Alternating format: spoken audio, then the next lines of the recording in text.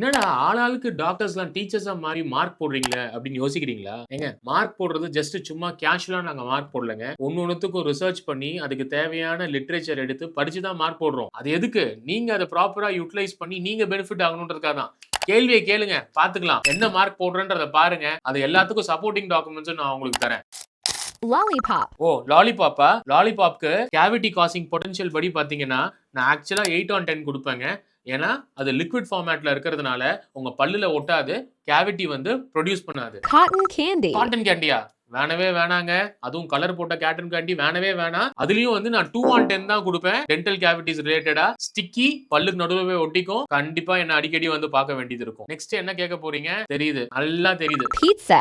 பீஸா ஸ்டிக்கியா இருக்கிறதுனால அது உங்க பல்லுக்கு நடுவுல ஒட்டும், கேவிட்டி ஃபார்ம் ஆகும். ஆனா பெரிய அட்வான்டேஜ் என்னன்னா சீஸ்ல இருக்கக்கூடிய ஃப்ளூரைட் உங்களை கொஞ்சம் காப்பாத்தும். சோ எனக்கும் பீஸா பிடிக்கும்ன்றதுனால நான் 6 on 10 தரேன்.